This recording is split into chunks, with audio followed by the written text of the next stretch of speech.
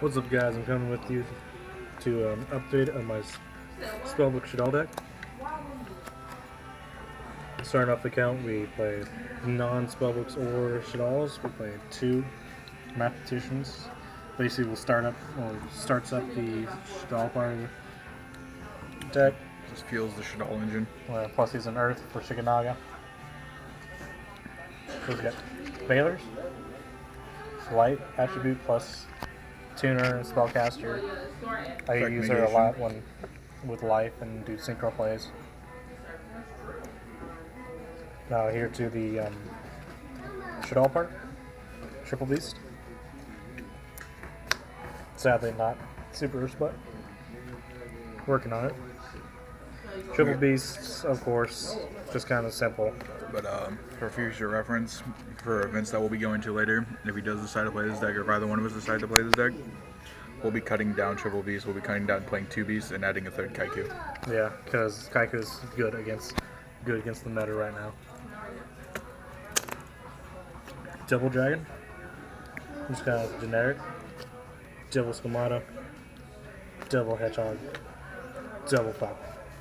That rounds up the Shaddolls. Getting on to the Prophecies. We play 2 Kaiku.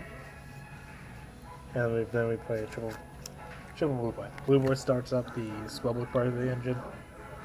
So we have two engines that work very well together. Right here. On the spells. On the spells, yeah. Right. Starting off, we gotta play triple Shaddolls. Double Shaddolls fusions. Now, before we proceed, the reason why we're only playing 2 Shaddolls fusions right now is because it's not as prevalent as it once was with Talonites. With rank 4 decks just dropping out, Exceed monsters aren't really a big thing, and most decks nowadays want speed. Are gonna want speed. So you're with this deck, what you're gonna do is you're basically gonna make Construct or Winda or the Water or Shakanaga whenever you need to with this. And this is if you have to fall back on it, or if your opponent has an Exceed monster on, or just a monster specimen from the extra deck. And they don't have anything in hand, too. Yeah, so. Rounds them up. Now to Spellbooks, kind of generic. Double Tower, those Germans. Triple Secrets. It's kind of the generic Shadow Engine. Double Masters. Double Eternity. 1 life. 1 fate, 1 wisdom, and 1 power. So something else we're gonna add. The reason why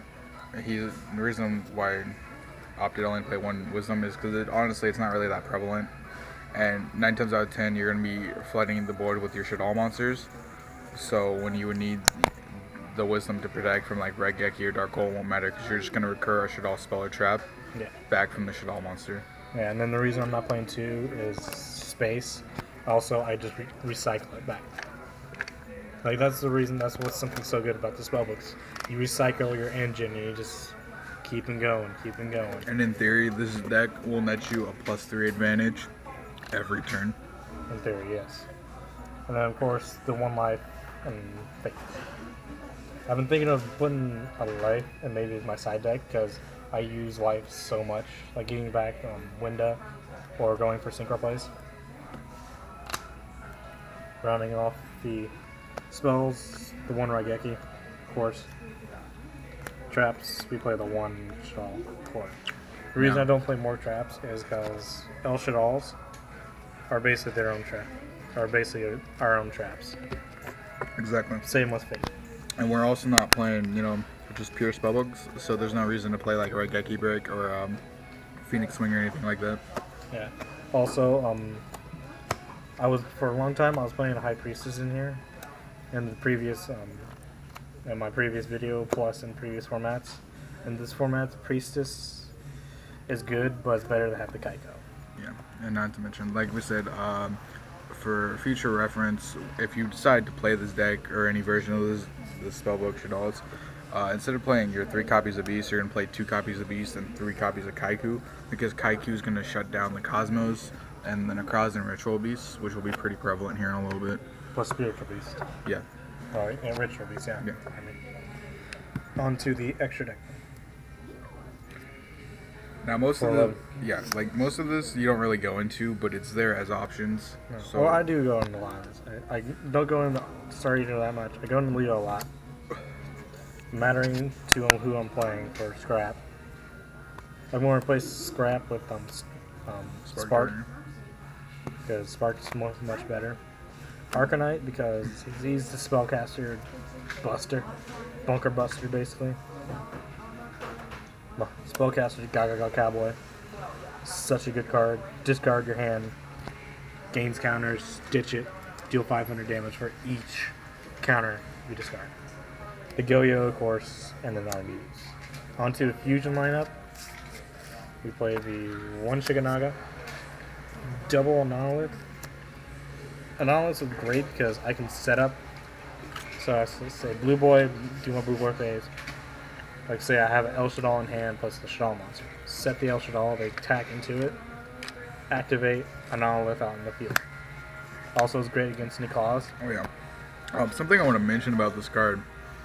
So we got back from our locals tonight played. This card right here, neither player can special summon monsters using spell or trap cards. For whatever reason, Mark was over here, soft cheating, like it's whatever. But like his opponent would physically read the card and go along with it. Neither player can special summon monsters from spells or traps. Yeah. So keep that in mind. Basically, what you do is when you want to set up, when you first finish this up, double construct, because I don't go in construct as much as Anonolith. I've been thinking of putting Anonolith at 3, but I kind of like it at 2 and 2, and then double Windows.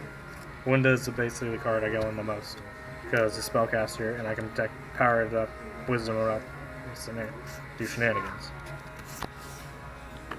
The only exceed I play is just throw in, and that's Castell. I think I've been thinking of putting other stuff in, but yeah. So basically, I'm thinking of taking Castell out and putting Grista in, because Grista I can actually go into with core, and I have core a lot. This is all back to like the main board. So as you see, we don't really play a whole bunch of we play in total 2, 4, 6 level 4s that you would even consider. But even at that, Kaiku in and of itself is gonna win you a game, and then the 4 or the other 2 level 4 Shaddol monsters you play, the Dragon and Squamata, you're just gonna dump to the graveyard. So playing the Castell, we're not playing Soul Charge either, so you don't need. That's kind of a waste in this deck because at the same time it's not. And for our locals, I'll give you some good things about side decks. For a lot of cards. For this deck, I love Curse Seal. Curse Seal for Forbidden Lance is amazing. These guys are always active in my hand. Always active because I always have spells in hand. Always.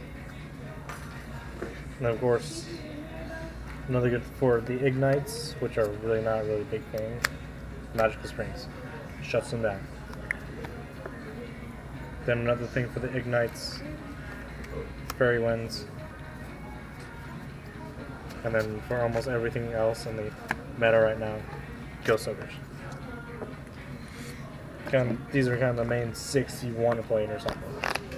Ghost Ogres, side your Veilers out and put them in. Fairy Winds, anything that does shenanigans. Ignites, everything. So yeah. Anything else you want to say? I've been working on this deck since Shaddolls came out. I played just regular. Went to regionals, played regular Shaddolls. Didn't do as well as when I went to YCS, which I did pretty well. I made it to day 2 with this deck. Not running with Kaikos though. I was running with the Priestess instead of the Kaikos, and I did good. I was actually going into Priestess the most instead of my extra deck because Priestess was just a beater and kind of got around the. If I actually got it out before Nico's set up, I would win always.